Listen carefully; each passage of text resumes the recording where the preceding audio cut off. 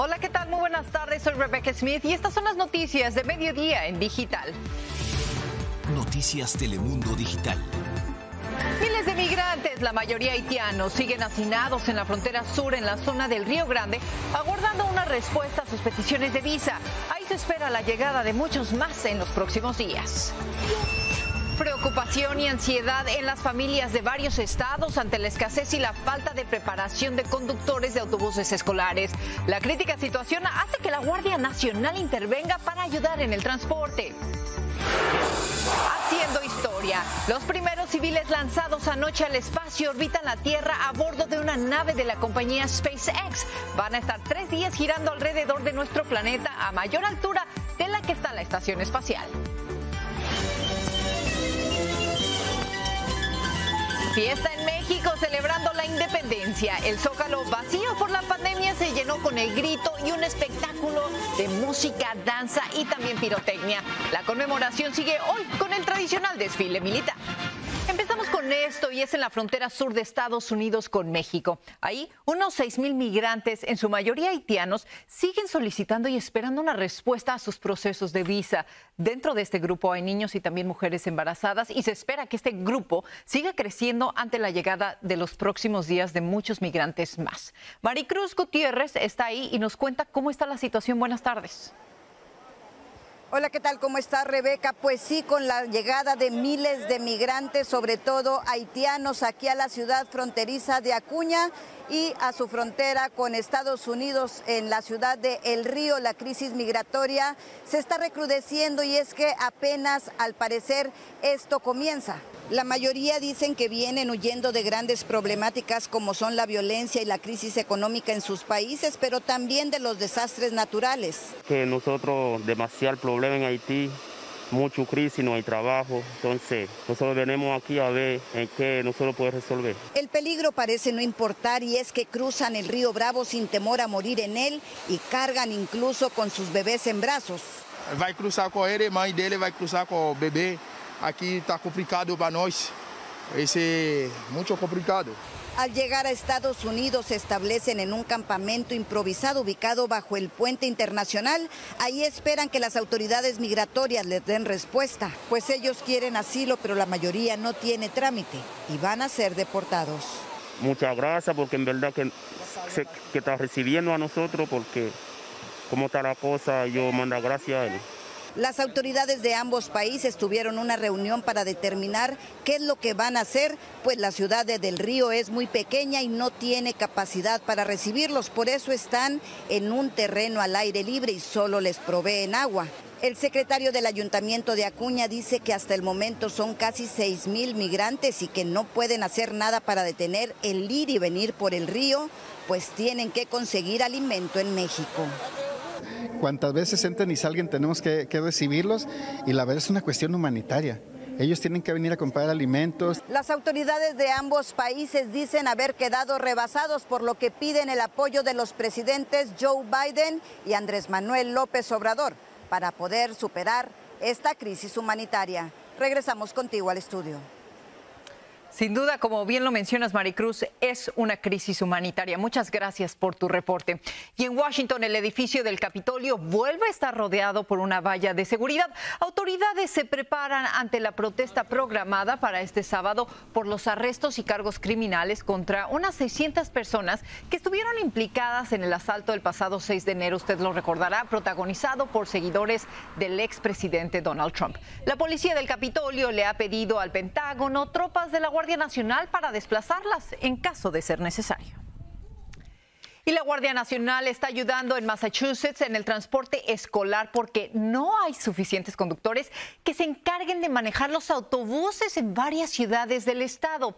Falta de conductores que también se notan en Washington, D.C., con padres preocupados hasta las lágrimas por cómo es que le van a hacer para que sus hijos lleguen a la escuela. Rosbelis Quiñones nos tiene el reporte.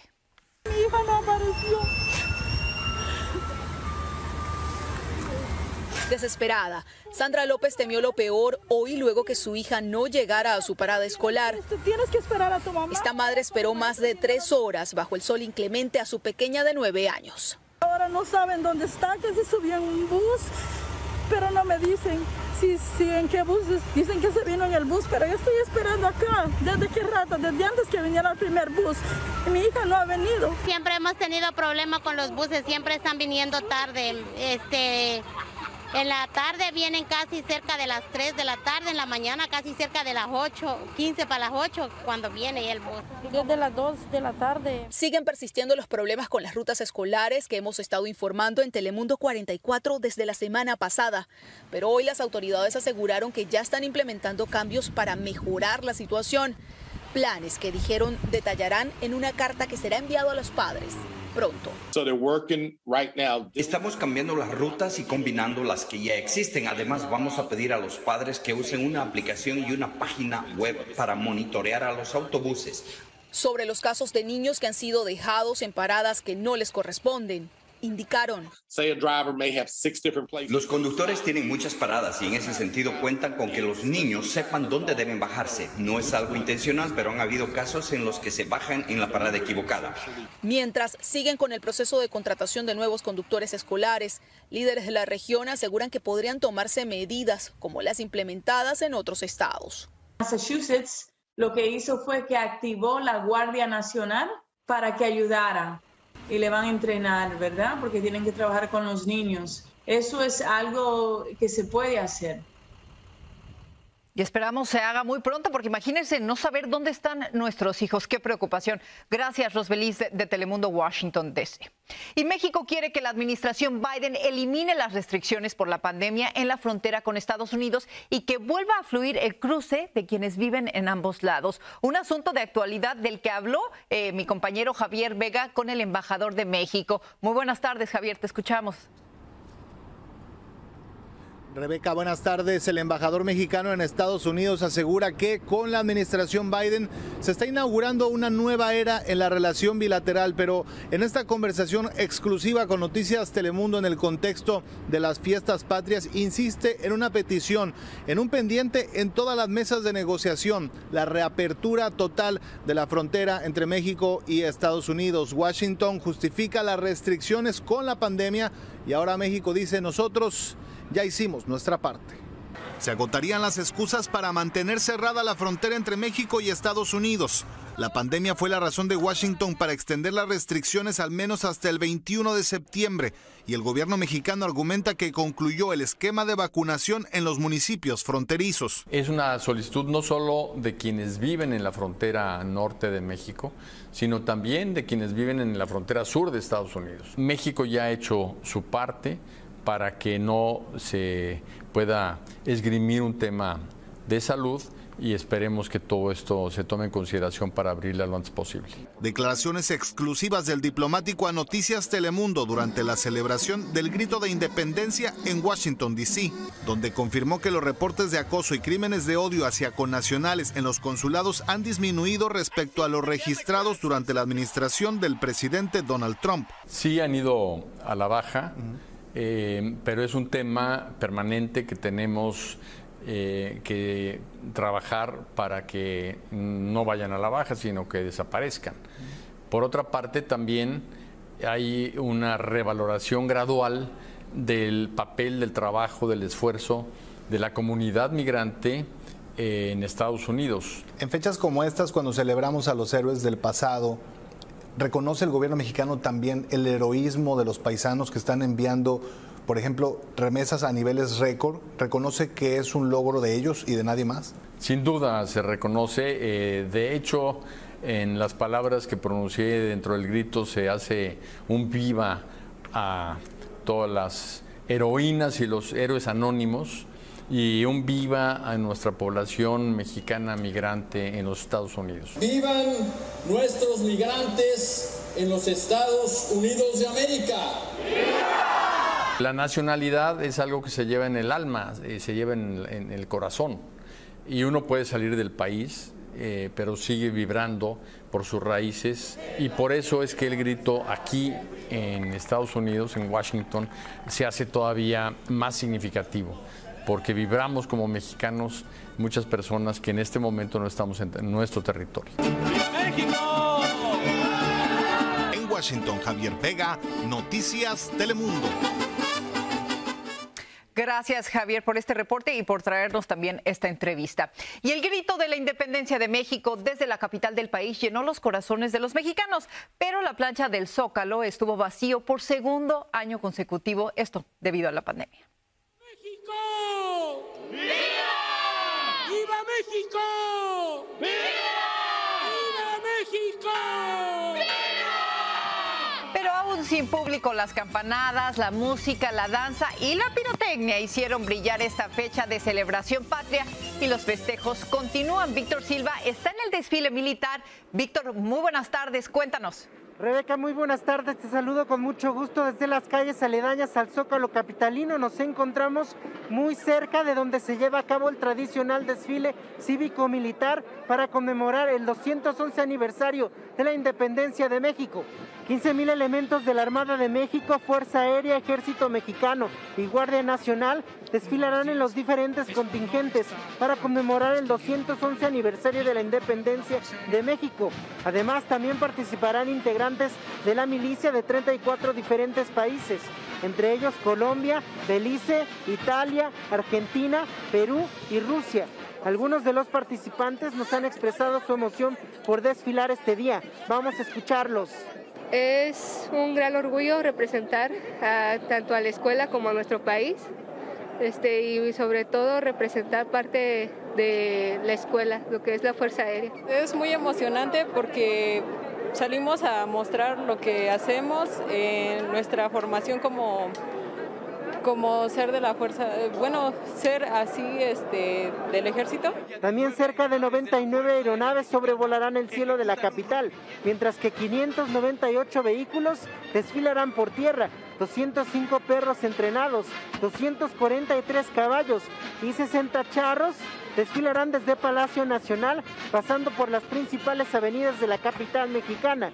Y los mexicanos, pues son los más emocionados. Vamos a escuchar estos testimonios. Me gusta ver todos la clase de agrupamientos militares, uniformes, lo adiestrado que están las personas. Es muy emotivo. Me da un orgullo verlos y estar ahorita en este momento se siente muy bonito. Rebeca, el evento es restringido al público por la pandemia de COVID-19, pero sí es transmitido a través de la televisión pública y las redes sociales. Sin duda aquí seguimos de fiesta, Rebeca. Yo regreso contigo. Seguimos de fiesta. Gracias, Víctor. Y la celebración de la independencia de México también se vivió fuera del país. ¡Vivan los migrantes! ¡Viva México! Vivan los migrantes. En Los Ángeles, la emblemática en la Placita Olvera acogió a unos 2,000 mexicanos y ciudadanos también de otros países que este mes celebran su independencia. Y con mucho fervor sentían cómo estos festejos se viven y también se añoran con mayor intensidad, pues cuando no estamos cerca de nuestro suelo patrio. Y haciendo sonar los claxons de sus autos, en Chicago, personas de todas las edades y de distinta procedencia llegaron desde muy tempranito para festejar el grito en la villita con los colores verde, blanco y rojo. Todos disfrutando de las fiestas y también comentando lo importante que es que no se pierda esta costumbre, en este caso, el orgullo de sentirnos mexicanos. Gracias por continuar con nosotros y haciendo órbitas a la Tierra. Así están ahorita mismo los 4 pasajeros lanzados anoche al espacio por un cohete de la compañía estadounidense SpaceX. Esta es una misión histórica. ¿Por qué? Porque es la primera vez que estos viajeros espaciales son civiles. Ve usted, se trata de una expiloto de combate, un profesor de geología, un trabajador de salud que estaba luchando contra el cáncer y un hombre de negocios que asume los gastos de este viaje de 3 días a 500 kilómetros más alto que la estación espacial.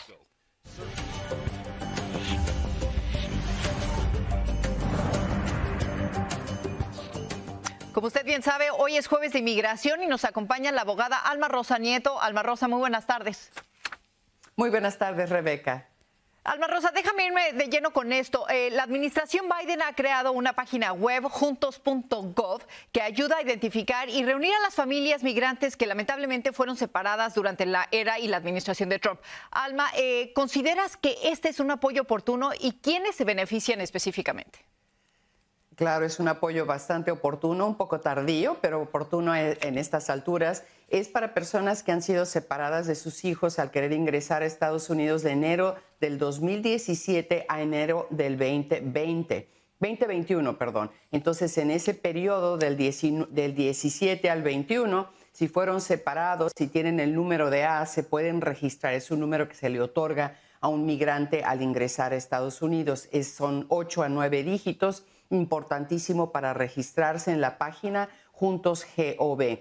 Otorgará un permiso temporal, recalco, no es residencia, temporal de 3 años, un permiso de trabajo y es un permiso humanitario. Así es que muy importante los beneficios que pudiera obtener un padre o madre que ha sido separada de su hijo y también un niño también que ha sido separado de sus padres. Esto también aplica a personas que ya han sido reunidas, entonces podrían recibir ese apoyo también. Así es que muy importante registrarse. Se dice que no se va a compartir esta información con ICE. Sin embargo, si alguien comete fraude, podría ser referida la información al departamento de ICE, que es el Departamento de Deportaciones.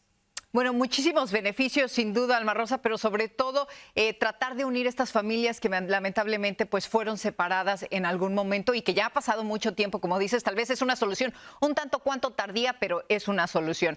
Ahora, se habla de posibles cambios favorables a las leyes de inmigración en el Congreso, como por ejemplo la propuesta de un presupuesto que podría incluir beneficios a muchos inmigrantes que hasta el momento no lo tienen. ¿Qué nos puedes decir de esto? Bueno, se agregó todo lo de inmigración, como quien dice, de colita al programa del presupuesto. Así es que fue una táctica muy buena, ¿no? Para de esa manera, si pasa el presupuesto, también pasan cambios favorables a las leyes de inmigración. Más todavía es una propuesta, se le ven buenas señales. Sin embargo, no es nada aún que sea ley, así es que por favor no se apunten, no le paguen a nadie, a ningún notario, dizque para ponerlos en fila. Preparen su documentación, claro, se le ve posibilidades a esto, aún está en el Congreso, ahora falta el Senado. Así es que por ahora son buenas noticias y se le ve un futuro probable, pero no le den dinero a nadie. Pero todavía no es ley, muy importante. Muchas gracias, Alma Rosa, por tu tiempo y nos vemos la próxima semana. Hasta el próximo jueves. Gracias, Rebeca. Síganos a través de nuestras redes sociales para más noticias y también visite noticiastelemundo.com.